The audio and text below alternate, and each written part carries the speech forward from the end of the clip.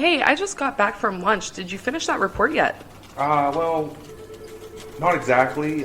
Still working on it. I'm not finished just yet. I got a little sidetracked, but I will get them to you first thing this afternoon. It is first thing this afternoon. Well, yeah, I understand that, but I mean, I am working on But it. I'll have. what do you mean that the report isn't finished yet? I'm still in the process of working on it. I've just been a little distracted. Distracted. Our meeting starts in an hour. I can have it. No. What were you doing? Were you listening to another hunting podcast again? I swear, I give the staff in this office the freedom to do whatever they want to do as long as they meet a deadline. That is the first bullet underneath your job description. Pays attention to detail and deadlines. And deadlines.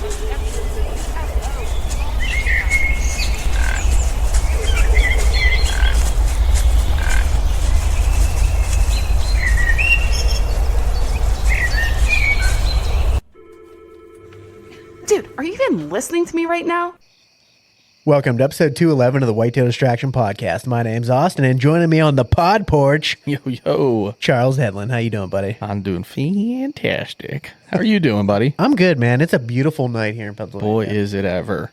I mean, you just don't get many nights like this in August. No, not in August, man. I'm just enjoying the weather. You were talking to Mari. You have a golf outing. It's supposed to be 60 degrees in the morning. Yeah, 60-degree wake-up call. That's 7:30 is our tea time. Boy, it's starting to feel like almost fall. I'll tell you, man, it's creeping up on us a little bit. I know. I'm excited. I mean, you look at the calendar, first day of 2B is only Like 2 weeks away. 3 weeks. 4 weeks away. 4 weeks. Okay. Yeah, because it starts on the 20th. Oh, okay. I was thinking it was earlier. So in 4 weeks, we're going to be sitting here the eve of first day of archery season in Pennsylvania in 2B. How crazy is that? Right? And then in 6 weeks, we're going to be doing it for reals. I know. I know. I mean, obviously, it's still real. But Oh, man. Coming Yeah. up's the R100. We're going to be shooting a little bit more. Yeah, the R100. I'm a little worried, but I am feeling better. The elbow's been giving me some fits.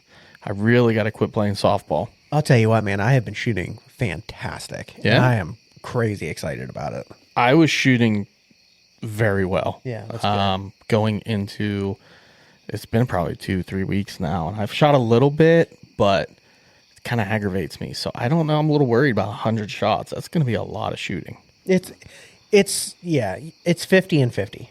Yeah, that's a lot. Yeah, it is. It is. And it's a lot of walking too. I mean, I think last year I walked like 7 miles the first day or something like that, but it doesn't feel like it. Right. You know, it's honestly, I think you're going to have so much fun, you're not even going to notice. And there's a ton of people and everybody's, keeping pace and having a good time. It was one of the more fun 3D shoots I've been to. I better remember my ibuprofen. I'll be taking those like Tic Tacs. Attaboy. Attaboy. Hey, we're at that age now, but we've done this different, obviously not on this scale, but I've done other ones, like tack. You walking up and down mountains all day long. You're putting in 6-7 miles. You're shooting 30 targets. Yeah. The difference is you got to wake up and do it again the next day. Correct. Which, we've done that too for tack. And that second day is never as good as the first day. You're all fresh the first time, and then you come back that second day, you're a little sore. It's a lot of shooting. It's a lot. Yeah. But Yeah, I am very much looking forward to not really the shoot as much as, like you said, the camaraderie, the camping, the hanging out with the boys. It's going to be an absolute blast. Yeah, I'm very excited for it. Heck yeah. You know what else I'm excited for? What? I'm excited to send a VPA broadhead through the chest cavity of an animal. Oh, man, getting into the business. Yeah, man, made in America, awesome broadheads. Did you see the new broadhead, the hole punch? The AC hole punch? No, I didn't see it. 6 blades. Oh, my goodness. 6 cutting surfaces. So it is a 3-blade broadhead, and then it's got 3 bleeders that offset the 3 blades. Oh, man. So it's technically 6 cutting surfaces. It was an idea through a different company who basically brought it to VPA, and VPA brought it to life, which is so cool, that they can do that for them and for, everything else. But they've already done, Lusk Archery already did a review on it, so go check it out tonight after this podcast. And dude, look at the holes that this thing punches. I bet that is just crazy. And you know what? Everything VPA makes is just like insanely sharp. So, I mean, It's very nice. very nice, very nice. They also have a video on Lusk Archery Am I saying that right? That's I believe correct. so, yeah. They did the Omega with bleeders, 125 grain, the one we're going to be using this year, in live action on a pig. And I'm sure you've seen the pictures. I saw the of pictures, the bones. and it was devastating. Yeah, the video is really cool. Yeah, very cool. He blasts one through one, and it's a giant pig. Very cool. Very cool. Looking forward to it, my man. And when I do it, I'm going to be wearing my scree gear. Oh my goodness, scree gear. Oh, I have so much good stuff to say about scree gear. I love it. Love it. What's your favorite piece right now? Predicting favorite piece for the 2025-2026 season. Man, I want to say the sawtooth, but at the same time, like there's something really to be said about, just having really good merino base layers. So I'm just gonna say the 300 merino base layer. Ooh, because the hoodie, the hoodie, top and bottom, realistically, but that hoodie is just fantastic. Even the 150s are just fantastic too. There's something more comfy about that hood, though. When you throw the hood on the 300, it's like a head hug. Yeah, it just brings you all cuddly, warm, and fuzzy feeling. Yeah. I get it. Look out for potential sales. I don't know if there's going to be one before the start of the season. So if there's not, use our code WDP. You get 15% off. You also use that same code WDP for VPA, and you get 10% off your purchase. So don't forget to use the codes, fellas. We're getting you money off because we love you. Because we love you. We care about you. That's right. That's right. You know what else we have a code for? What do we have a code for? We have a code Distraction10. Back 40 Seed Company. Yes, have you sir. been seeing some of the stuff they've been posting? Beautiful the stuff. jungle blend that they posted the other day, dude. Yeah. It is crazy, man. I've been trying to repost some of their stuff and, just so everyone can see what Back 40's got going on right now. And their stuff's looking real nice. It really is, man. Honestly, all of the food plots that I've seen this year that have been Back 40 have been literally impeccable. Yeah, which is great because, you think about it, we've been in a pretty bad drought. So to have a successful food plot during this time of year is not easy. I know other people are using other brands. They're not having the same success. That's right. It just goes to tell you, Back 40 Seed, Distraction 10. We don't have a code for them, but VIP, still love them. I was just on there the other day. I think I'm going to pull the trigger and go full 125 grain heads. You should. You absolutely should. I've been shooting the 125 grain head, the combat vets, for 4 years now? Yeah. Ever since the combat vets came out. Yeah. And dude, every deer I've shot with them has been brutal. Dude, brutal. Freddy Krueger blood. I'm telling you. You got to get your butt back on pull it because I think it was Bubba was on there the other day or somebody, and they were like, the only thing I know about VIP is Freddy Krueger blood. It might have been TK. Oh, my man. It was somebody. I love that I was like, guy. dude, that is great. That's so awesome. Fantastic. You know what else is fantastic? What? Hunt Arsenal. Yes, they are. I was just telling you the other day, the packs are shipping. The new pack, I have the Agile pack. That thing just came out. It came to my door on Thursday.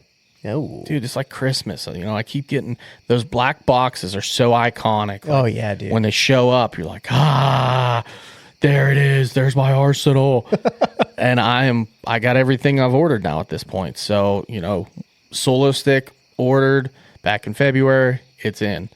I got, the saddle. Yeah, the Cloud Infinity. Cloud Infinity came quick.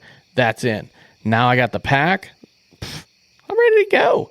Beautiful, dude. Like I said, like we said on Instagram, we have a new arsenal this year, and it is Hunt Arsenal. It is badass, man. We're gonna be rocking and rolling, kid. I agree. I love all of our partners. I love all of our Patreons. You know who else I love?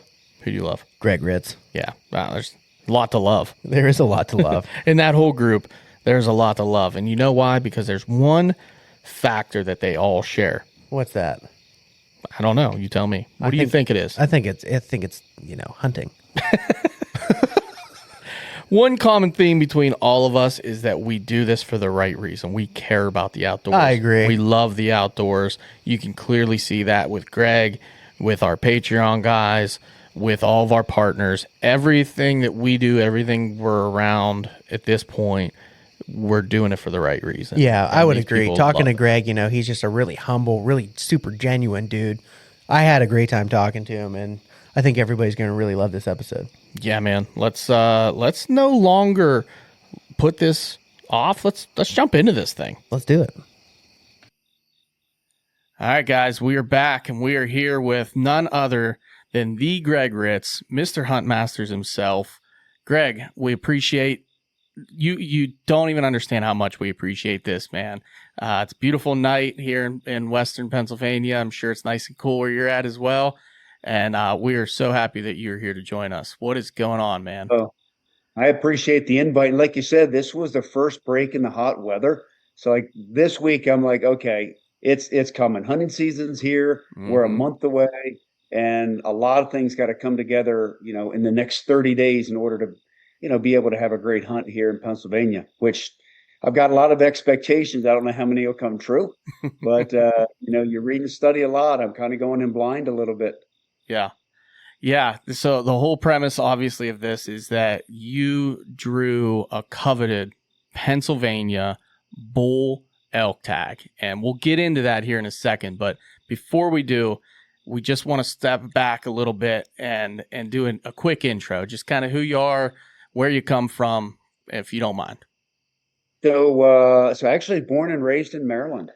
So, not too far from you guys, northwest of Baltimore, a little town called Reisterstown. Spent a lot of time hunting the eastern shore of Maryland for primarily sika deer. Nice. And obviously waterfowl hunting. Did a lot of public land hunting growing up in Virginia, in George Washington National Forest. And then there was a reservoir right across the street from where I grew up. So, I love big woods. I love big timber. I like the challenge of figuring all of this stuff out. Obviously, Pennsylvania was right next door. And of course, when I grew up, PA was different. You guys had lots of deer, but you didn't have a lot of big bucks back then. Mm-hmm. And certainly when I grew up, you didn't have elk, and you certainly didn't have the amount of bears and turkeys that you have now. So it's interesting to watch how DNR has shaped the landscape of Pennsylvania. It made it world-class for bear, world-class for deer, world-class for elk. And all of that, just in our lifetime growing up. So it goes to show you what good game management can do. But I've been doing the television show now for 28 years. Wow, man, that's awesome. 28 years. And a lot of people know this. Now I used to work for and run Thompson Center Arms. And then 2007, Smith & Wesson purchased the company, and I just bought them back here a little over a year ago. That's fantastic. So brought everything back from Springfield, Massachusetts, back to New Hampshire, getting that up and running, and super excited. I mean, it took a year. We didn't have anything. We didn't have any equipment, and didn't have any employees. All we had was the intellectual property and a dream, and the dreams come true. And then 3 weeks ago, you guys may have seen the announcement. We bought Green Mountain Rifle Barrel Company. Yeah. And as we were building the infrastructure of Thompson Center, we're like, barrels are the core of what we do. Absolutely. So we were buying equipment to turn the barrels and chamber the barrels, but we didn't have the equipment to do the bore work. And we had these big plans, met with all the companies, and I mean, you're talking millions and millions of dollars, but which is fine. You can buy equipment, but you don't have know-how. There aren't recipes. And fortunately, I had a great relationship with Green Mountain. They were part of the TC family for years. We helped get them into business back in 1975. Started producing barrels in 76. And in fact, the owner at the time, Bob Gustafson, sold Branch Mealy the first barrel making equipment that started Green Mountain. So it's kind of come full circle. Wow. And the biggest thing there is the workforce. And you guys know it really comes down to good workers, good know-how, and super blessed with that. So I spent most of my day today actually in Conway, New Hampshire, working on barrel technology, getting things lined out. And of course, they sell to everybody in the industry. They sell to Ruger and Psionics and Rock River and people like that. And they're going to keep doing that, but they're really going to help TC capitalize on this huge momentum we have. But the elk tag that I drew in PA this year is a bow tag. Yeah. Yes, sir. How about that? It's which I'll be honest with you. I mean, I'm diehard TC through and through, but I love bow hunting. And if I had my pick, I'd rather bow hunt them in the rut than gun hunt them. Was it November is your season for gun, I think? Yeah, basically the Saturday after Thanksgiving is when gun season comes in here. No, well, he's talking for elk. For elk? November 3rd through the 8th. Yeah. Okay. Yeah. Yep. Yeah. Which, hey, we all want to be chasing whitetails November 3rd to the 8th now. You ain't Not kidding. It's on my mind, man. You ain't but, kidding. from, in talking to the biologist and PA and the outfitter and a lot of locals, I tell you, people have just reached out on social media, DMs. You can't believe it how many people are sending me trail camera pictures, giving me dropping pins, giving me ideas on things. But it sounds like your peak of the rut is the last 2 weeks of September. Yeah. Is that true? That is correct. Yeah. So the hunt that you have is September 13th through the 27th. And I know just from going up year after year, just to the viewing centers during that time frame, that mid-September towards the end, those bulls are running wild, man. I know the one, I think it was last year, the year before we went up there, there was like 12 different bulls out in the field and just one big giant one running them out of the field and collecting his harem as they would come into the field. It might be a different bull with 2 cows, and he would just run that bull off and take his cows in. It was awesome, man. Yeah. It's very exciting. And the one thing that's really special about PA, and people don't think about this, especially guys who are out in the West. They go, oh, that's cool. You drew a PA elk tag. Great. But you're hunting unpressured elk. And, there's one tag in Unit 5 for archery. Mm-hmm. One. I don't know how I got it. I got blessed on that one. I put it for 13 years, but that's not like some people put in like 20 some years. Oh yeah. Oh yeah. So I mean, it's luck of the draw there, but the fact that I can hunt an unpressured herd and can see elk be elk, that's what I'm looking forward to. Because the majority of my elk hunting experience, all of it's out west, a little bit in Canada. But, they're public land bulls. So they get chased, they get call shies, kind of like turkeys, right? They get enough pressure and they adapt to the pressure. You guys don't have the pressure. So when you draw that tag in PA, like it is a super special experience. Forget the fact that they're giant bulls, or could be. Yeah. Mm-hmm. But I mean, you're by and large hunting unpressured elk. Now, you got to find them in the right spots. Yeah, certainly. That's more of the battle, I think, too. I mean, plus, granted, you're looking and expecting, at least I would be, to kill a world-class bull. Yeah, I'm sure there's a bunch of different bulls that are going to be out there that are really great bulls, but we have just that absolute world-class level bulls as well, which is amazing. How many have been harvested over the last X amount of years? It's been just incredible. How many over? I think it was like 48 bulls over 400 inches in our state or something along those lines. Like that's an astronomical number. But just to give people, a little hint or example, they're doing in archery season throughout all of the zones. There's only 16 bull tags, 16 total. Then if you add them all up throughout the entire season with general gun and late firearm, there's an additional 49. So 65 bulls total will be, a chance at being harvested over the entire season through zone 2 through 14. So, which is a huge area. Yeah, it's big. Mind you as well.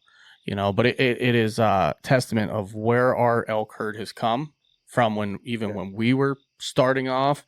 I honestly, I wish we'd started putting in a lot earlier than we did. My dad's been putting in forever. He actually drew a cow elk tag years ago and harvested one with his archery equipment, which is really cool. You just never see that around here. Yeah. Yeah.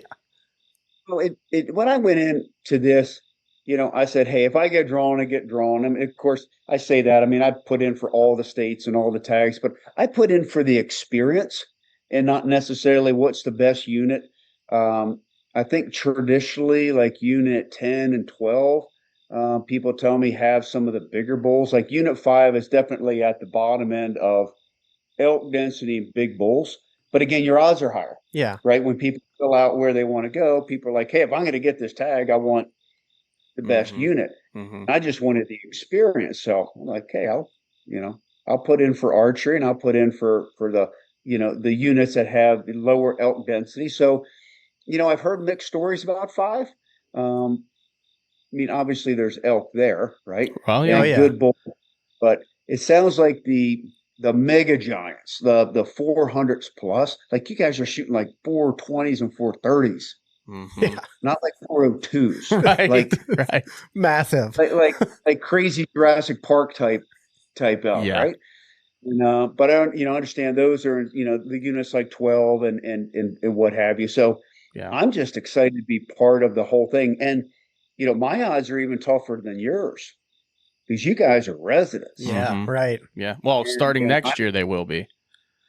Right. Yeah. So, I mean, probably like 10% of the tags or something go to non-residents, a very small portion, which, Yeah. hey, I think great, right? You guys pay the taxes, you live there, you're residents, you guys should definitely have first shot on them. But I look at the odds of me drawing this tag out of 102,000 applicants. Yeah, that's crazy. Yeah. Yeah. Yeah. Well, and then you got to also add the factor of there's 102,000 applicants, and how many points does each applicant have? Yeah. Because there could be, 50,000 guys that have 20 points. So, you're just multiplying those numbers out like insane odds of trying to draw a tag. It's almost unheard of. I'll tell you guys a funny story. So it's Saturday, about 3 weeks ago or so, and I get ready to take my middle daughter, Sienna, all my girls hunt, to the Riley Green concert, right? So she comes in the house, and we're getting ready. The phone rings, right? So I pick it up thinking that's a work call or something, and I see Fish and Game, and I'm like, well, this is never good. Yeah. It's never good. I'm sitting there going, Pennsylvania Fish and Game. I go, okay, statute of limitations. How long? I haven't I should be okay to answer this phone, right? So I'm like, okay, hello, and they're like, hey, this is so and so from PA Fish and Game. Like, okay, and they're like, hey, you won the elk tag, and I'm like, is this a prank? I know. I'm like, what? First of all, because I don't pay attention to when the tags are drawn because they draw pretty late in the year. Yeah. They do. Right. I mean, Yeah. it said it was a three or 4 weeks ago. Well, It was end of July, I think July 25th or 27th, something like that. Yeah, right. So 3 weeks ago, really recent. So in my mind, my schedule, I've planned all my hunts out. Like I had an Alberta elk hunt planned, scheduled, bought, paid for, right? During that And, week already. During that week. Oh, no. Everybody elk hunts the last 2 weeks somewhere, right? And this year I was going up with Matthews to hunt now in Alberta. Just something different, something new. Not mega giants, but good elk density and just good camaraderie in camp. And so then I had to call the folks at Matthews and stuff. I'm gonna had to tap in a good friend because I'm not going. No way. I'm going to Pennsylvania. Heck yeah. Oh, that is so cool, man. So they actually called you. That is really neat. That I didn't is know really they did neat. that. And then it's funny. I'm on the phone with them, and my phone keeps going pss, pss, pss, pss, because then the word had spread. Yeah. Mhm. Is this true? Is this you? Did you you drew the tag? Oh my God! And I mean, it was like it's still crazy. Every single day, somebody reaches out. Every day. Yeah. Because it's that coveted. I'd say of all the hunts I've ever done in my life, this is probably going to be in that top 2 or 3. Just experience. Forget whether I kill or something. But I've taken 2 weeks off. I'm going to hunt the whole time. Yeah. I'm going to take advantage because I may never get this opportunity. Although this is the last year, so I'm the last group of hunters who potentially could draw it twice. Yeah. Correct. That's right. Correct. Yeah, you Next year, got the lucky. lightning tag. Now, Yeah. do you have is there still a waiting period? Do you know that offhand? Because I thought there always used to be once you drew a bull tag in the old laws and regs that you had to wait 5 years or something along those lines before you could put in again for a bull, but you could always put in for your points or for maybe a cow elk tag, something along those lines. I think is how it was written prior to. Which makes sense. Yeah, a lot of you go up to Alaska, bear hunts and things like that. You got to have a waiting period if you draw the tag. And but no, I'm looking forward to this. Like I've cleared the schedule. I just want the experience. I just want to go out there and understand how do you hunt elk in the East. Like I know how you hunt them in the West. Yeah. Right. In the West, I don't have to worry about private land and public land and boundaries, right? And road systems. Yeah. because elk are elk, they cover a lot of territory. And I'm assuming PA elk are the same. Like they can go walk 20 miles in a night and not care. Yeah. I'm Yeah. assuming the PA elk do the same thing, but that means you can walk from one zone to another. You can go through 3 townships. Yeah. Right. And, end up 20 miles away somewhere. Absolutely. Absolutely.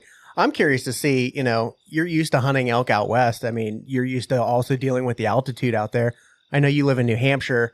Your altitude's probably very similar to ours. I'm curious to see how the terrain is gonna, play into this hunt for you, because it is kind of a bit of a gnarly unit, to be honest, if you've looked at the topo and whatnot. Well, and I've been looking at that. There's some pretty steep drainages. Like I grew up in Maryland, so I'm somewhat familiar with the area. I've been to Seven Springs. I've been, in some of your more mountainous areas, and but from what I understand, it's different than the mountains out west, where I can get on the mountains, I can glass, Yeah, you can right, here. and I can use my eyes to find things. And then talking to the locals and the guide, my outfitter, he said, you don't have that. Like trail cameras are key. Yeah. Correct. I would 100% agree with that. Yeah. Not only that, but like, and especially because I've been in that unit a lot, snake hunting. I've been all over those hills and mountains, and there's so much foliage. Like you can't look out and across. You can see out and across, but you're just looking into the top of trees. I mean, there's not a big meadow there where you're going to look at, elk grazing across a meadow, unless they're in someone's yard or the camp yards, which I'm kind of curious how people respond, because I know a lot of people that live in that area, and a lot of them look at elk as like pest animals, because they'll come in, they'll destroy their gardens, they'll destroy a lot of their property. So I almost wonder how much issue you'll have, gaining permission and whatnot in that zone.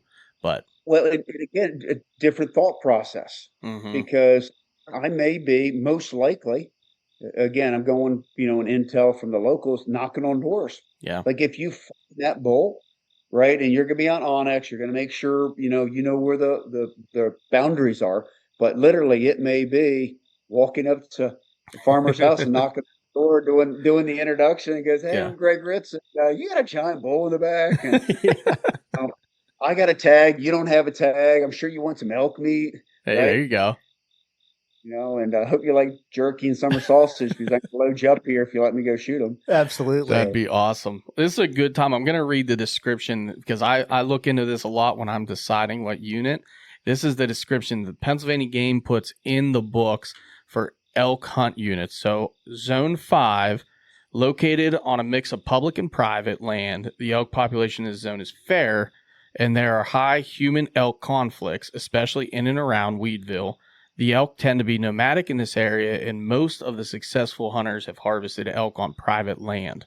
A great deal of preseason scouting, local knowledge, and or the use of an outfitter is advised for this zone. Yeah. So I love that they do that for each zone. I usually put that a lot into perspective if, I'm trying to draw a zone. But, that's kind of what we all just talked about. Right. Well, it's, in every zone, from what I understand, the topography is different, right? The elk density is different. Some have more meadows and open areas. Because elk definitely are very social animals. Like they want to be grouped together to rut. Mm-hmm. And not just the bull collecting his cows, but just to sound off and kind of come together. And there's a whole rut kind of crescendos together. So I'm going to be focused a lot on these open areas. I don't know where they are. Like I'm starting to pin them right now. Mm-hmm. And obviously I have Elk County Outfitters and Brian Hale, and those guys obviously know the unit in and out, but I don't want to be a tourist. Yeah. Like I want to be part of the hunt. So I'm trying to understand the road systems and where we go. And I'm like, okay, they have their idea. They've been doing it however many years they've been guiding, 20 years or something, outfitting. But I'm going to come in with a fresh perspective. Yeah. And I'm if from my elk experience, and I've hunted elk a lot, and like I said, in a lot of states, been super blessed and successful. And I'm going to say, okay, does my knowledge apply to PA? I have no idea. Yeah. I have no. But I'm going in pinning these locations, so when I sit down with the guide, say, okay, where are we going to go? I'm going to say, well, what about this, this, and this? I'd just be curious if he goes, yeah, you're dialed, or whether he goes, well, you're wasting your time. Yeah, that would be really interesting. I can't wait to have the the follow up podcast and see how the parallels kind of meet. Do you have a chance to come in early, Greg, to get boots on the ground and do a little bit of scouting or door knocking? I really I wish I could, but in order to take 2 weeks off, Yeah, right, to focus on this, and I'm not that far away. I'm probably only 8 hours in New Hampshire. So, I mean, obviously I'm driving to my hunt, yeah, uh, which is great, by the way. And most of the times I got to fly. Right. Yeah, that's So, awesome. and I wish I could come down earlier, but I'm like, the thing is if I do that, then I'm burning the days on the back end of the hunt. yeah, And I know going into this, I've done this way too many times. It's going to be a roller coaster ride, right? There's going to be days it's going to seem easy, like turkey hunting, right? There's the turkeys are gobbling on the roost and hammering on the ground, and you may not find a bird to shoot or elk to chase or elk to kill, but there's activity. yeah. And then there's be days where, man, I told you this unit was bad. Told you this unit was bad, right? There's no elk in this unit, and it's just they go quiet. You got to dig them out. But from what I'm hearing is it's tough to dig them out because, again, going back to that visual thing, like you can't get up on high, you can't go find the meadows and like find these pockets without having your trail cameras out there, known wallows, known areas. And that's really why I said, you know what, I'm gonna hire an outfitter and and utilize that resource to help assure I have a great experience. Absolutely. I think that was 100% the right move. How are they feeling, you coming into this? Do they have good feelings about it? Are they pretty excited about it? You know what? I'd be real. Brian has been, from a communication standpoint, and again, guys, I've done this for 30 years hunting with outfitters, literally all over the world, every continent out there. And I would put him in the top 5 of outfitters right now on communication on the front end of the hunt. And he's setting the expectation. So he's telling me the good and he's telling me the bad. He's telling me where the challenges are and telling me, give me the stories of why guys have been successful, what has happened, how long it takes. And he said, hey, buckle in. This is Unit 5. Yeah. It's not a slam dunk. And of course, I'm like, well, we also have Unit 1 because that's kind of like the catch-all unit.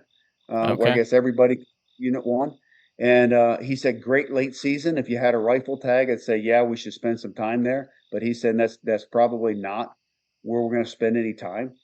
And so he's, they've already been sending me trail camera pictures. Maybe 300, 320 is the biggest right now. Yeah. But again, you guys know this. So we're in that weird stage. They're shedding their velvet right now. Yeah. Yep, right. And for whatever reason, elk, whitetails, mule deer, they're all the same. Moose. When they shed their velvet, you have about a 7 to 10 day reset where they go into hiding. And I don't know what it is. I don't know whether they feel that the bones got to harden, right? They don't feel themselves, right? They go off alone. And then, they rub the velvet off. And then I think what happens is, in conjunction with the velvet shedding, obviously their testosterone's starting to kick in, the fall's starting to come, photoperiodism, starts to affect, how the hormones regulate in their system.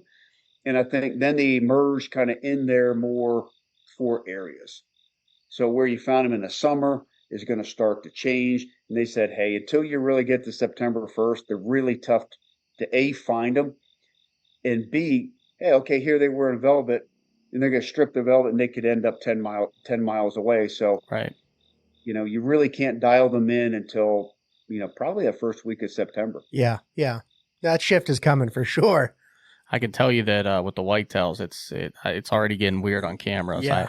A week ago, I had them all over the place every day, and it's been a ghost town the last couple of days. Buddy of mine already had a buck completely stripped velvet, all hardhorn. Could still see the blood on it and everything, which I thought was pretty early for our area. Yeah, but I don't know if this drought has anything to do with it or what, but it's been extremely dry here. It's been crazy dry and crazy hot. So, I would imagine a lot of the elk right now are in low spots, by water, cool spots. So. Yeah. That'd be my guess. Yeah, no. Well, I mean, it's just like any animal, right? They don't want the bugs, Mm-hmm. right? They want the shade, right? They want the cooler temperatures. They need what? And elk need water. Period. And that is another thing different than whitetails. Whitetails need water, but not to the elk need water daily. Mm-hmm. So again, when I go back to me pinning onyx, I'm looking for those breeding zones. I'm looking for those open park areas. I'm looking for edges, right, where you'll have pines and deciduous, vegetation there that create natural travel corridors and edges. But water is also key. They got to drink, right? So if there's a pond, a creek, a natural drainage, especially where you have two drainages like come together, Yeah. Right. it's going to create a pooling area. Yeah. And so, and it also allow, the elk are, of all the animals you can hunt in North America, their nose is the best. You can't beat it, period. You can fool it sometimes with nose jammer, but you can't beat it. So if the wind isn't right, but they use it to their advantage, and they get in those bottoms, and that wind's going like this, Mm-hmm. and they know they're safe. Yeah. Yeah. I'd be curious too, like you said, to see how they react, to hunters, to hunting pressure, that kind of thing, because again, they really don't see it. I mean, think about it. For that unit alone, so if we just break down that unit, I think they give a total of it's very few tags. Let me pull it up. I think it was let's see, zone 5. So they give 1 bull and 1 cow in archery, 2 bull and a cow in general, and 2 bull and a cow in late firearms. They only give out 8 tags For that a unit. year for that unit. 5 bulls. 5 bulls. 5 bulls, 3 cows. That's it. So, there's not a lot of bulls out there experiencing, negative reactions with hunters, put it Yeah. that way. They see people all the time. Yeah. Well, it's interesting. A lot of the pictures that I'm getting from the public Mm-hmm. are in people's backyards. Yep. And they're just chilling, eating the grass. Yeah. Yeah. And I'm like, what? And of course, they love cornfields, Mm-hmm. right? So, they're going to go in the ag fields. So it's just, it's interesting how adaptive the elk has become, because in the West, they're more, they don't like any human interaction. They will move miles. And here they live with the humans. Yeah. So how is that going to affect my hunt? Right. Meaning, they're more accustomed to the smells and the activity. Mm-hmm. Yeah. I mean, if anybody locally or anyone from Pennsylvania or from anywhere, because it's a huge thing to go to Benezet and look at the elk at the viewing areas. But if you've done it enough, you really know that if you want to see the most elk, drive around and wait until you see a bunch of cars pulled over on the side of the road. Yeah. In someone's yard, and there's most likely a giant bull there. My first experience, that's the first thing we saw. Giant bull eating apples out of an apple tree 20 yards from the guy's front porch. And that happens the whole way down the road. Now, granted, there are obviously elk at the viewing area and the big bulls in there too, but I mean, there was no lack of them. I tell you, Greg, they're everywhere. So, I mean, I'm hoping for your unit that you get lucky and that one comes in there and you get a nice one and zip an arrow through them, because, dude, it's like you mentioned, it's gonna be a once in a lifetime thing. It is, and I'm not going to be in a rush, but I'm not going to be picky. Yeah. Okay. Again, I want the experience, so I'm not going in saying, well, if it isn't 370, I'm not going to. 340 comes in and it does the dance and everything is great. Mm-hmm. It's going to get a victory arrow right in the boiler room. But but I don't want it to end early. Like, I want the chase. Yeah.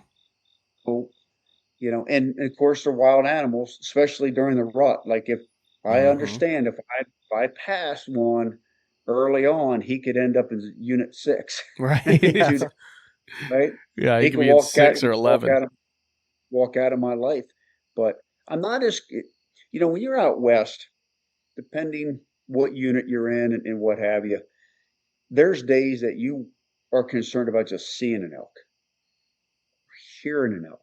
Mhm. From what the locals and my outfitters telling me, rarely will you go a day and not be in elk.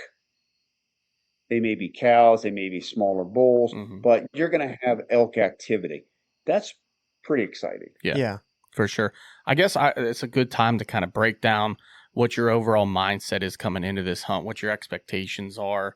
I mean, I know we've been bouncing around it, but like what your point of view, like what you're thinking this is going to look like when you come in for 2 weeks. I'm trying to draw a parallel to whitetails, and I don't know why. Because it's I think of Pennsylvania is whitetail hunting, and I understand how to hunt whitetails in that part of the country. So I'm trying to understand, because obviously elk and whitetails are both in the same species. And I'm trying to understand, do I need to focus, how much do I need to focus on food? Right? And is that ag food? Is it grass? Is it open pasture area? Or are they going to be eating acorns? They Right? very well could be. I don't know. Like when you go out west, they're not eating acorns. Yeah, right. They're not eating acorns, right? Yeah. But that could be it. So I'm trying to keep my mind open and not come in here with this Western mentality on what to do. But yet the flip side of it is they're not call shy. So I think locating bugling bulls is just shoe leather, right? It's footwork. It's get out there, cover turf, cover turf, cover turf. So if we start at that 30,000 feet, we have the trail cameras out there, sent a bunch of Reconyx cameras out there, said, hey, Brian, like canvas the area. Yeah. Like we got, and just find me the pockets of elk. If you find me elk, I'll find a bull. Like I'm not worried about a bull. I want to find elk. Right. Because we're coming into the rut. The bulls are gonna find the cows. And the other thing, and maybe you guys can tell me this, out west, the bulls, they go herd their cows up, right? And they could have a harem, 5 to 20 cows, right? And they herd them up, they protect them, they push the satellite bulls off. Does that happen in PA? Or based off the density and how they do it, are they more like whitetails and have one or two, and then when they're done breeding those, they go for a walkabout and find others? Well, I was fortunate enough to experience and witness this in person while I was down there. And yeah, there was definitely a herd bull. He was top dog. Now it was funny because, in this viewing area, you're basically looking over a large pasture, and then there's another one that kind of tees off in the back end. And for an hour plus, you're hearing bugles in every direction, but you're not seeing any elk. There's no elk in the pasture. And there's just literally bugles coming from everywhere. There's some it sounds like they're going to be right coming up behind you. There's some out here. Well, then finally, one steps out and he might have a cow with him. And then another one kind of starts to peek out into the edge. And then this big bull came out, and he was clearly he was the top dog. And he came out with 2 cows. And the first thing he did was just run right at this other bull, push him off, and the cows just came right in and joined his cows. And then some more elk started to join into the field. He ran over towards them and pulled them right into his harem, and he just kept bringing them into this little area where they would graze and feed. And then he just stood there and bugled, and they would all bugle out around him. And there was another bull that was giant, but he clearly was not top guy because he had no cows with him, and he was coming up real close to us, and this other bull was kind of far off. But that's what he did, man. He literally would just chase in on whenever a cow entered the field. It's the first thing he did was run right at him, and they would just go right in towards where the other ones were, and that's what he did. He herded them all up. So, I mean, and that's great. That's great to know, but that's very similar to how it occurs out west. Now, again, you don't have the visibility of seeing 10 or 15 animals a lot of times, but if they're vocal, then at least it tells you where they're at. Yeah. So, and then it's just a matter of, is it a herd bull, and is it one that I'm interested in chasing? Mm-hmm.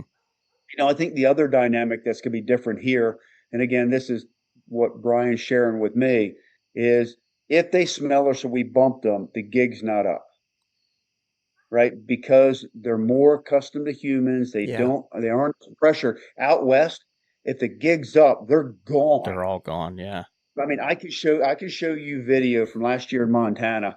Is we were hunting this herd, and the rut was going on, but for whatever reason, there were a lot of satellite bulls, and they were all grouped up. And I mean, there were 20 to 50, Wow. in pockets. So it's really tough. Like I could never get in. Like I was always hunting the fringe. Mm-hmm. And I think the closest I got to one of the herd bulls was, I don't know, 80 or 90 yards before he peeled a cow off and went away. So we get down to the last day, and I'm like, hey, we got nothing to lose. Like we got to penetrate the herd. And anyway, we ended up busting the herd up. I watched him go down the mountain, across this big open sage flat, and go to a whole nother mountain range. A whole nother mountain range. I'm talking 10 miles. I watched him go for 10 miles. Yeah. Like, oh boy. For the guys coming in behind me. Right. Yeah. Good luck to you guys. But, but from what I understand, that's not the case here. They're going to bump off, right? I mean, they're wild animals, but they're accustomed to that because there's a higher density of people in PA than there is in Utah or Montana. Right. So he goes, hey, just if that happens, we're going to back out, let things settle down. But he said he'll get fired right back up. Mm-hmm. He said that we lay another strategy. So that's good to know, because typically when that happens, I just pull out and be like, lick your wounds and go to a whole nother area. He said, no. If it's one we want to chase, we're just gonna hold tight. Mm-hmm. So that's kind of that's neat. Yeah, I suppose too. I mean, out west, it's like you said, that group ended up going 10 miles off into another mountain range. Here in Pennsylvania, we have a pretty significant road system in these units and stuff too. If you did end up bumping one, you probably have a pretty good chance of going and cutting them off at some point and getting right back on them. Yeah, that's a good point. So I think, identifying where those pockets of the cows are, because, if those bulls are going to come round the cows up, like your story there, somewhere in that cycle, so it starts the 13th, right, is day one. And normally about the 20th out west, it starts to peak. 20th to 26th, 20th, 23rd, somewhere in there. And obviously PA could be different. Not saying it's the same, but what I'm saying is I should be on the front end of the rut starting off. Right. Right. Everybody's vocal. Everybody's getting used to it. It's kind of like October 20th or 25th for whitetails, right? Their scrates are opening up and they're hitting licking branches and they're cruising, right? But at the same time, then they'll stop and feed. Yeah. Right. Right. Exactly. We're going to kind of watch this rut slowly come in. So if I can identify those cows early, now it's a matter of just checking on them to say, okay, how old is the herd bull, and is he the trophy quality I'm looking for? Yeah. Yeah. That's a good point. So I just had to go back and look. The last time I was there was September 17th, and it was fire. I mean, there was, like I said, there were multiple bulls. I'm watching a video right now. That's a pretty good bull. Yeah. He's a pretty good one. There was a bunch of them, and he would literally just go chase off the other ones and bring them in. But what I thought was really neat about, that was the big one right there. Yeah, it's a good bull. That's a monster. You should send that to Greg. What was neat, Greg, was the difference in their bugles. You could truly, you knew he was the guy. I mean, he was doing the chuckling. He was, you real deep rasp to it. Where the other ones, they were just real squeaky, high pitched, and and then you could obviously tell when he would bugle, and he was, he was the top guy. But it was like so much fun to witness that. And like I said, that's the 17th, and it was hot. It was hot. Well, that, I mean, again, great intel, because I would have thought it would have been a little bit later. So now coming into the game, it could peak a lot earlier than I thought. Yeah. Which again, it changes your strategy. Crazy. It's going to be, and I guess the other thing that's a little bit different here, because you mentioned about the road system, is you do have the ability to hopscotch around the unit faster. Yeah. Out west, when you leave the four-wheeler or you leave the truck, you're on foot the whole day. Right.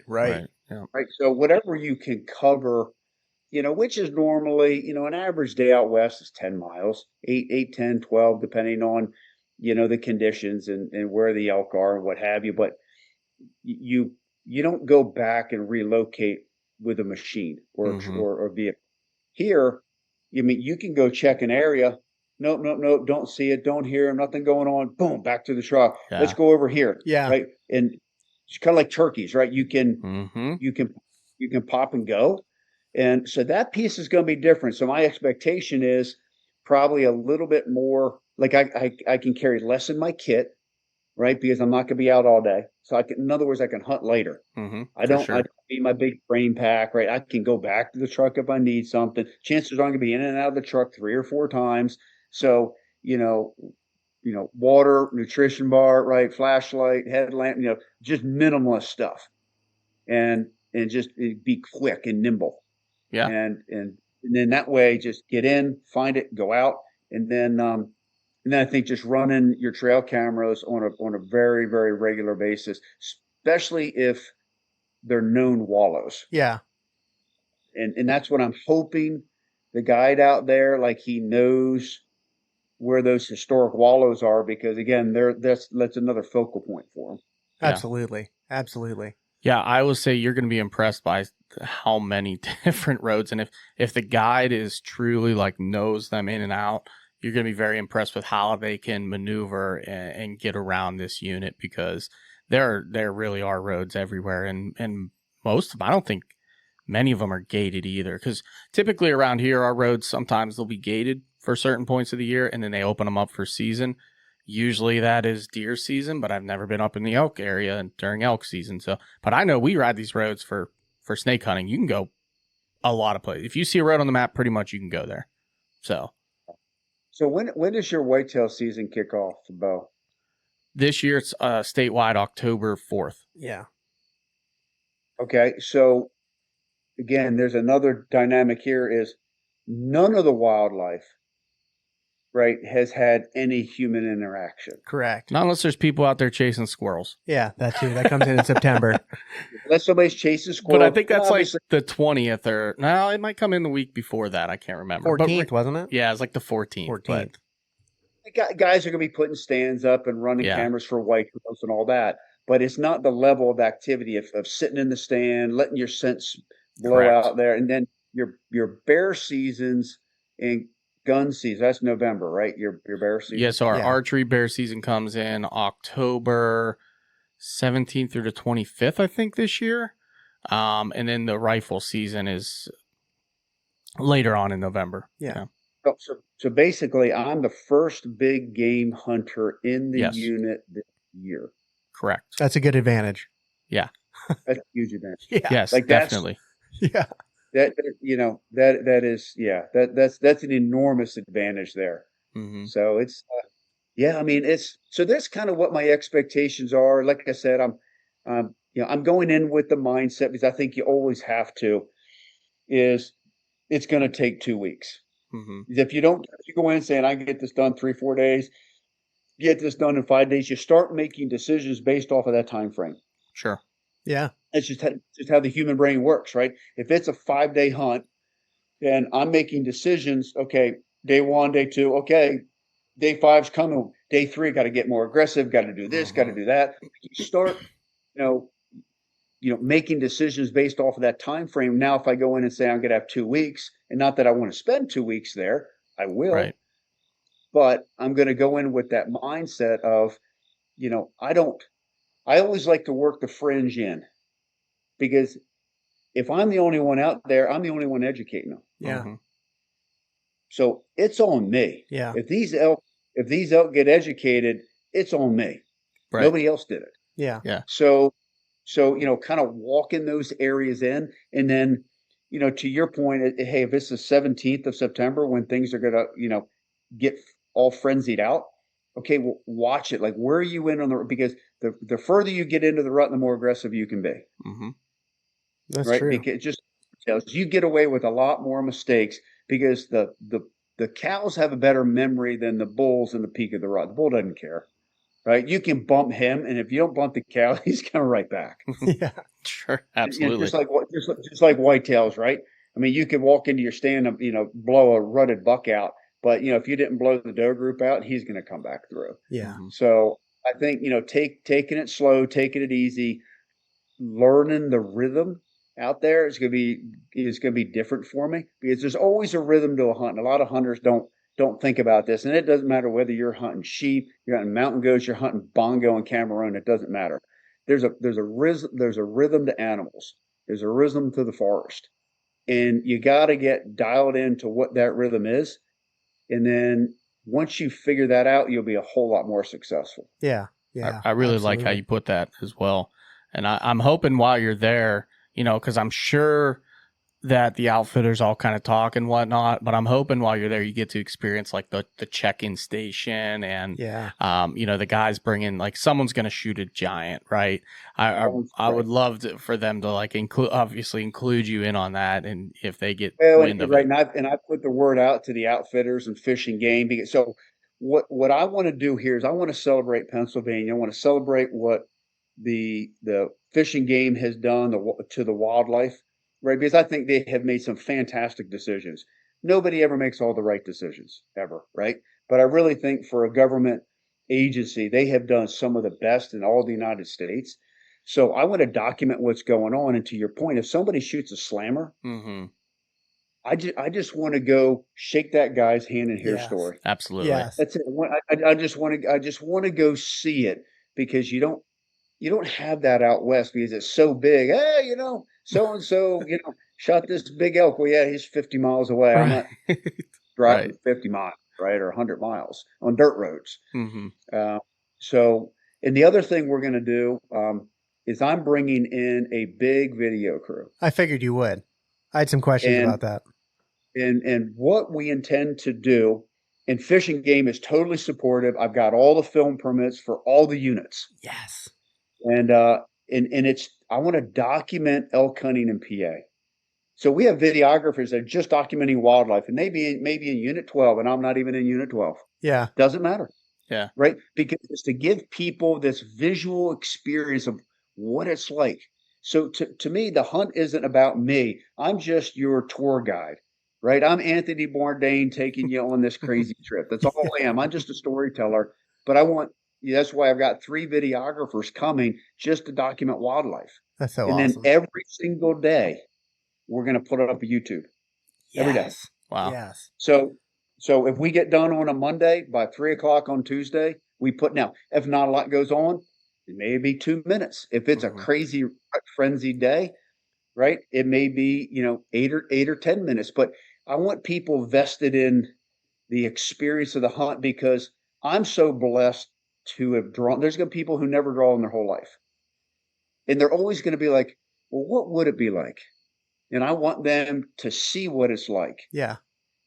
Now, I do apologize, in advance, because all your odds for drawing in the future are going to be lower. That's all right. So we're it's going to be like 140,000 people are going to fly. They're gonna increase. They're gonna decrease, but then in the same sense, every year they're gonna increase as people draw and they can't draw anymore. So I mean, what they do 140 tags or something a year, or something like that. So I mean,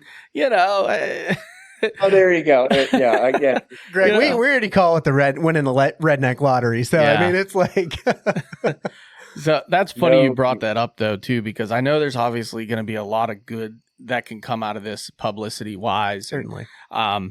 But I will say too, before I get into the next point, the photographers, the elk photographers there, when I was viewing, they were there, with their giant cameras and their 4-foot lenses and whatnot.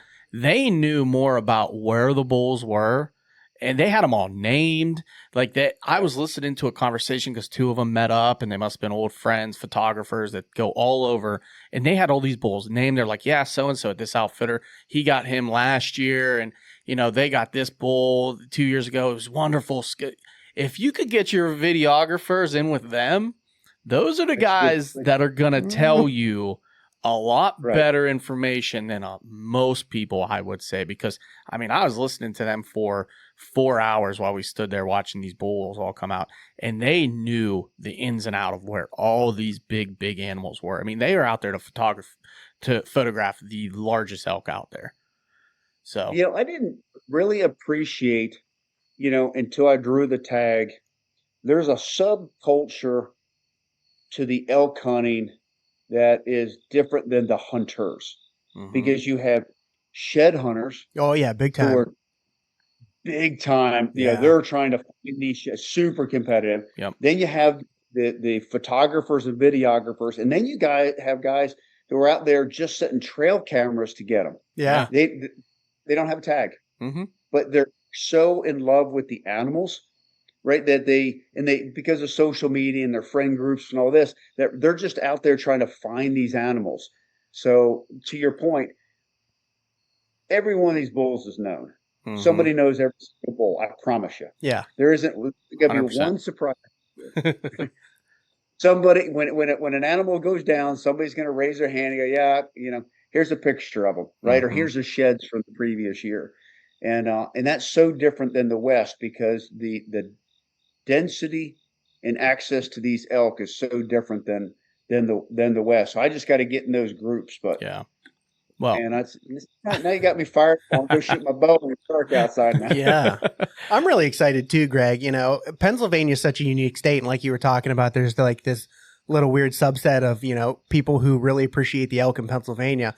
And, you know, to that point too, I mean, Pennsylvania is just this giant traditional state for hunting in general. I'm super excited to see what kind of story you tell with this whole adventure that you have, because I think it's really going to be amazing for you. Well, in Fish and Game, they have been amazing, by the way.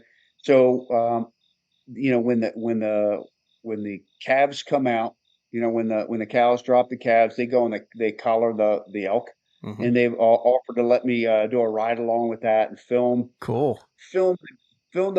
what they do to monitor, protect, enhance a resource. There's areas, as you guys know, they go in and clear cut, Yep. right?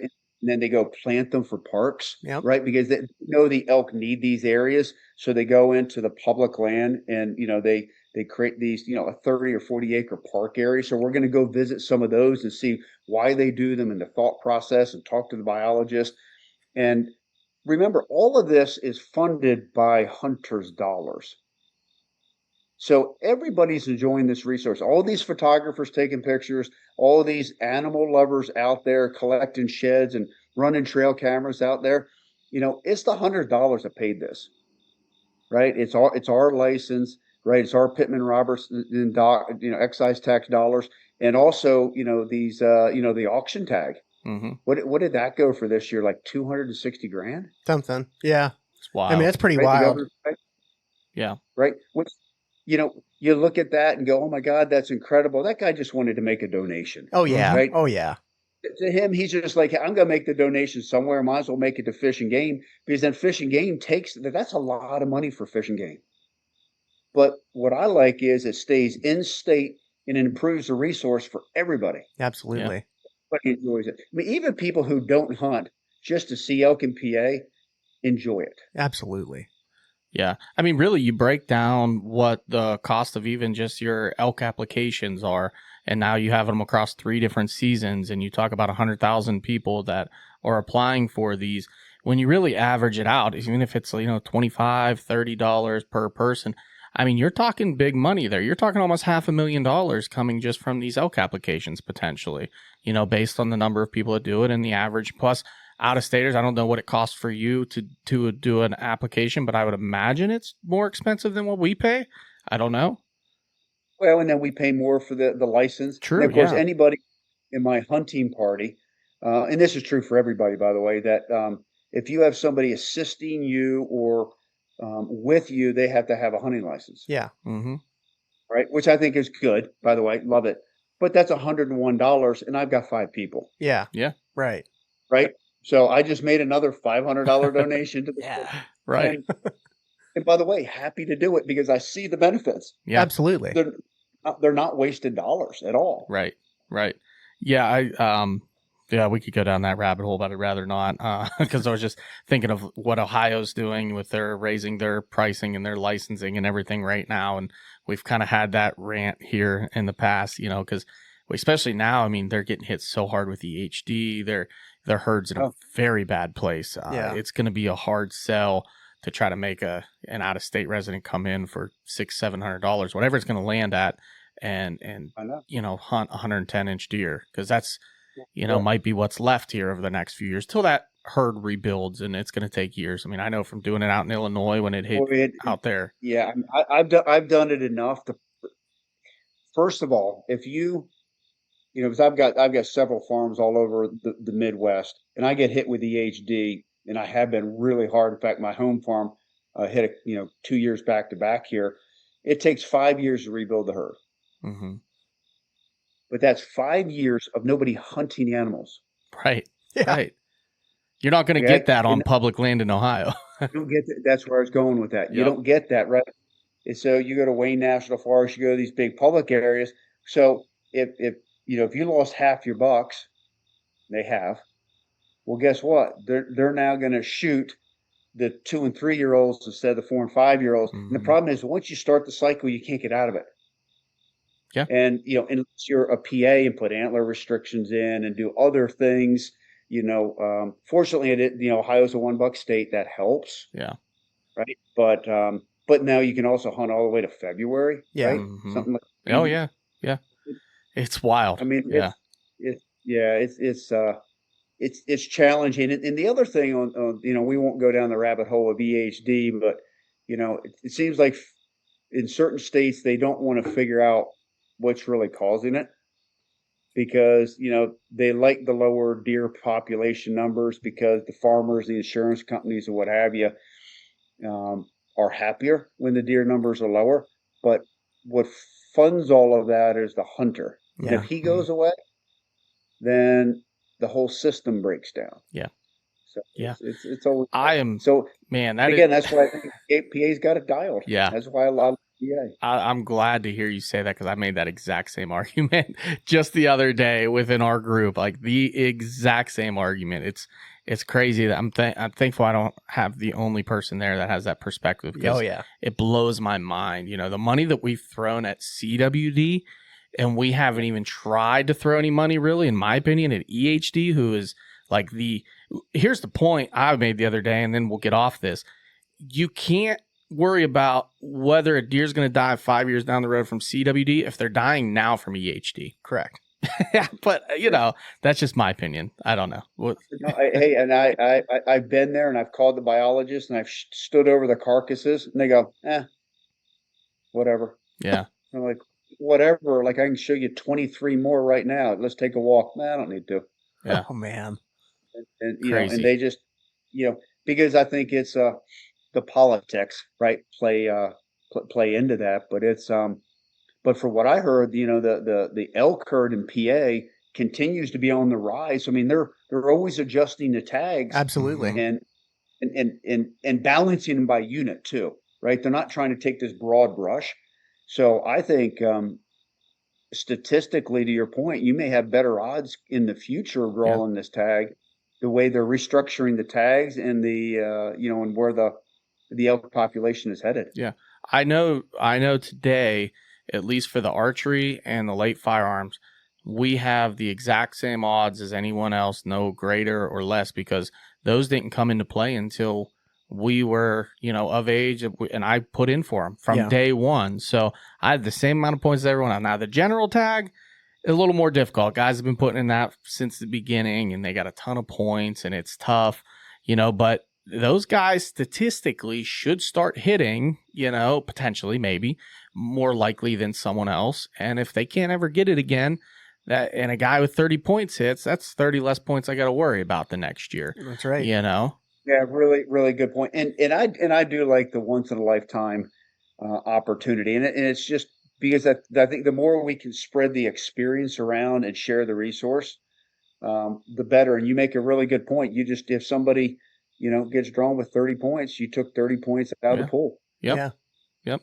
Yeah, I love it. I get excited for it every year, and I don't know if you've ever been there, probably not, but they do a huge thing whenever they do the drawing. It's a big event. It's like a festival. It's a huge festival, big party. If guys are there that get drawn, it's like absolutely craziness. It's a lot of fun the way they do it, the way they've been handling over the years. The number of elk tags have never been this high throughout all the years that we've been hunting, and it just hasn't been this good. So it's very exciting to see where it's become. What I wanted to ask way back when, and we got off track, was how much of, since you obviously announced this and you're going to be filming it, how many of those Facebook warriors or negative comments have you seen so far? Has there been much? Haven't had any. That's amazing. Awesome. Normally, Oh, man. normally on Facebook, right? Instagram tends to be better. Of Normally course. on Facebook, you get people who are a lot more critical and cynical. And I mean, now there are a few going, oh well, he's a television guy, he got drunk, but the public jumps in and goes, no, you don't understand it. This is legit. This is how they do it. Mhm. So they get in there and they go, and that guy shuts down right away, right? Yeah. But the people who know jump to the rescue there. And like I said, it's really been the opposite with people saying, hey, I live in Unit 5. Here's, trail camera picture of an elk. Like I'm getting pictures of sheds from the previous year. I hope So you can cool, find this man. bull. And, it's, and a lot of people just like, hey, when you're in the area, let us know so we can meet you. Right. Like we're just, and I think everybody rallies behind the tag holder, not just me. They rally behind the tag holder because they want to see what PA produces, right? They want to go to the check station, right? They want to see the elk in the back of the truck, right? They want to see the conclusion of the story, and that's the beauty of social media. Everybody can document it and put it up now. Yeah. I think that's kind of the cool part, what I was getting to before with the tradition of Pennsylvania. Everybody does kind of rally together, and it is a really neat community, and everybody's very friendly. You do have an occasional bad apple that you run into that is negative, but for the most part, they're overwhelmingly, really polite and really helpful, and everybody who just wants to, see everybody be successful. It's really awesome. Yeah, for sure. And the other thing about it, and again, I've hunted virtually every state now. The people who hunt in PA are proud of PA. Oh, yeah. They love living there, right? And they're proud of living there. And the culture and the heritage, because a lot of the people in PA hunting, they grew up because their dad hunted, their grandfather hunted. There's a deer camp, right? There's a legacy and tradition that they were born into, and they feel a responsibility to pass it down and to keep it alive and to tell the same deer hunting stories that they told, that their grandfather told, and in that tradition, keeping that alive is really important. Yeah. Well, I'll say if anybody's listening to this just because they saw Gregg Ritz's name and they pulled it up, our very last, literally the previous episode before this, we jumped on and we told a ton of stories about, back in the day. It was my little cousin, about the old deer camps that we used to go to all growing up through the years. And it's very much everything you just mentioned. Pennsylvania is definitely very proud, traditional, big time state for hunting wise. And, it's an honor to be able to grow up in that, because we start talking to some other people that we know, through our Patreon group. They're down in Florida, or Alabama. They didn't grow up with that. They didn't have that. And it's easy to take, for granted that we did. But to look back on it, it's nice to appreciate it. And I think, Gregg, you're going to be one of the most perfect people to draw this tag and share this story, because one, you grew up not far from here. You understand it. And two, you mentioned the George Washington National Forest. If you can hunt there, you can hunt anywhere. I'm truly convinced. I've been there. That is some rugged territory, man. It's rugged. I mean, yeah. If we saw 3 deer, there were 4 that would go, and I mean, if we saw 3 deer, 1 person killed, like it was amazing year, but we didn't care. Like it was the experience, and it was, I don't know. Those are some of my greatest memories hunting. That and hunting with my girls, and you can take I'll trade in every trophy on my wall and go back to those days. Yeah. Right. Because there's a purity about hunting that I think we've lost in some respects. Right. Because I think sometimes we overmanage the resources and we forget why we're really doing this and really care. And I think that's part of what excites me about this elk opportunity is I'm going back to my roots. I'm going back to tradition, and I'm going back to storytelling, right? Because what comes out of here, whether I shoot something or don't shoot something, it's big or it's average, doesn't matter to me. I want the memories to share, and there's not too many of these type trips people can take and walk away with stories you'll tell the rest of your life. Yeah. I love that perspective, and I love hearing that's your mindset on the whole situation. That really is special to me, honestly. Yeah, it sounds like you're doing it all for the right reasons too. Like you know. That's why I want to share it daily with everybody. That's so cool. Nobody's paying me. right? So hiring these videographers, hiring these editors to do this every day, that's coming out of my pocket. Yeah. Right. And it's just because I want people to experience what I'm blessed to do. Mm-hmm. And if I just become that storyteller that can share that, I mean, I just think that it brings more people together, especially the younger people, right, in their 20s and 30s, right, who may have forgotten about or didn't go to deer camp or had a break, whatever, they just didn't have that family environment that we were blessed with. I think that would be really cool if they could get the bug, right, and be like, oh, I get why we hunt now. Yeah. I get the right. So if I can make that little bit of an impact just through that storytelling, I mean, how cool would that be? Mm-hmm. Very cool. Very cool. You've mentioned your family a bunch too, and your girls that hunt. Is there an opportunity that anyone's going to come join you on this hunt, come hang out at camp or anything like that during your 2-week stay? I would, yeah. I mean, so I got 3 girls. My middle daughter will be in college at Quinnipiac. She's in a nursing program. But my other 2, if I know them and I shoot something or things are good or they get a weekend to come down, I guarantee you they'll jump in their car and come on down because That's awesome. they love to be part of deer camp. They grew up, we have a little cabin in Illinois. And they grew up since they were little, riding 4-wheelers and going fishing and shooting guns in the backyard. And they got into hunting, 10, 11 years old. But I never pushed them. Like, hey, if you want to go, great. If you don't want to go, no big deal. And they all just kind of took their own way. And so I have a feeling if they could, none of them have been on an elk hunt. Yeah. So, and I've told them all, like, hey, if you want to just come experience the rut or the bugle, even for a day, like I'll break it down for a day. No, you got to just go out with me. Yeah. Just go out with me. Right.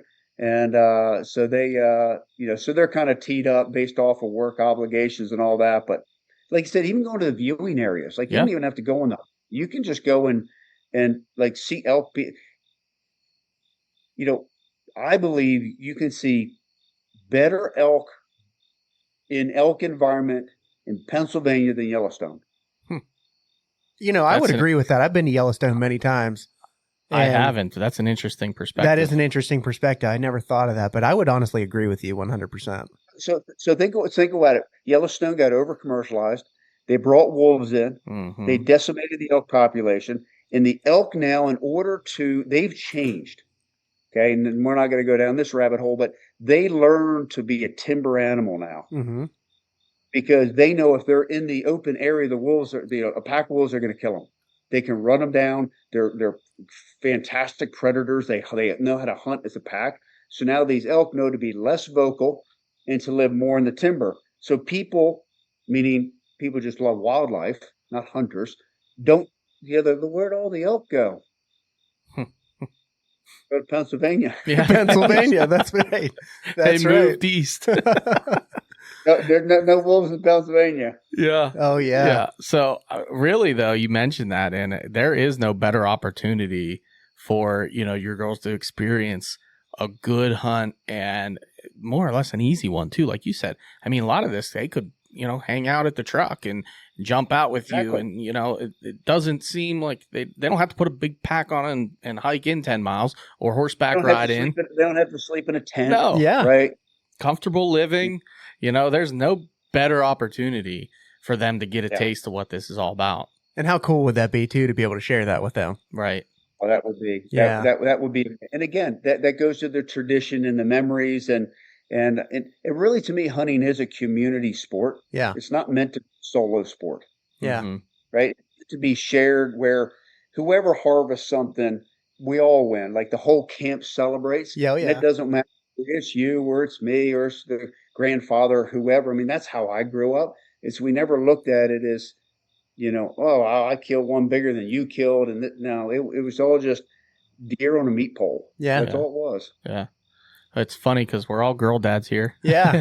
Team girl dad. Team girl dads. So we may have to get you back on and do another podcast just on raising girls in the outdoors. Oh, boy, let's do that one. I got a lot of stories to tell there. Awesome. Oh, I think that'd be great.